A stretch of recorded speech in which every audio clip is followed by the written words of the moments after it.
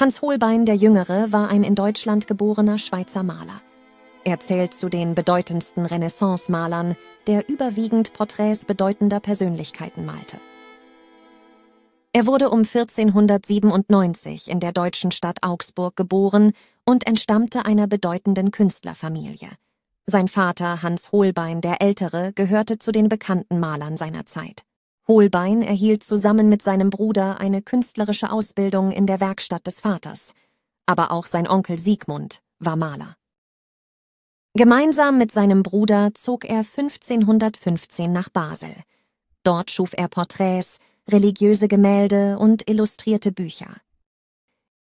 Mit Anfang 20 fielen wahrscheinlich der Tod seines Bruders und die Heirat mit Elsbeth Binsenstock, der Witwe eines Gerbers, zusammen.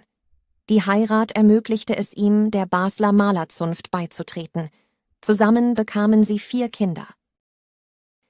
Später hielt er sich in Frankreich und London auf und kam als bekannter und begehrter Maler für 4 Jahre nach Basel zurück. 1532 verließ er Basel endgültig in Richtung England. 4 Jahre später wurde er Hofmaler des Königs, fiel aber später in Ungnade, da er ein Porträt einer möglichen Braut des Königs schöner malte, als sie in Realität war. Der König entschied sich aufgrund dieses Bildes für die Dame, trennte sich aber kurz darauf wieder von ihr. Holbein blieb zwar Hofmaler, durfte danach nie wieder ein Mitglied der königlichen Familie malen. Im Jahr 1543 starb er mit ungefähr 46 Jahren an der seinerzeit in London grassierenden Pest. Holbeins Malstil war von großer Präzision und Detailgenauigkeit geprägt. Er war Meister im Einfangen der Charaktere seiner Modelle und schuf realistische Porträts von hoher Intensität. Seine Werke umfassen Porträts von bedeutenden Persönlichkeiten seiner Zeit und seine berühmten Madonnenbilder. Neben seinen Porträts schuf er viele religiöse Szenen und allegorische Darstellungen sowie historische Szenen. 3 seiner berühmtesten Werke sind das ikonische Porträt »Die Botschafter«.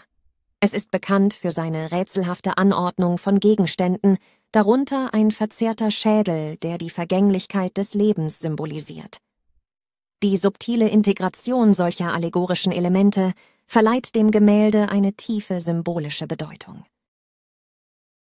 Der Leichnam Christi im Grab ist ein ergreifendes Gemälde, das die menschliche Verletzlichkeit und die spirituelle Tiefe des Glaubens einfängt. Das Porträt von König Heinrich VIII. Zeigt Holbeins Fähigkeiten als Porträtmaler und gehört zu den bekanntesten Darstellungen des Monarchen. Sein Lebenswerk umfasst über 100 Gemälde und zahlreiche Zeichnungen und Skizzen, die alle seine unverwechselbare Handschrift tragen.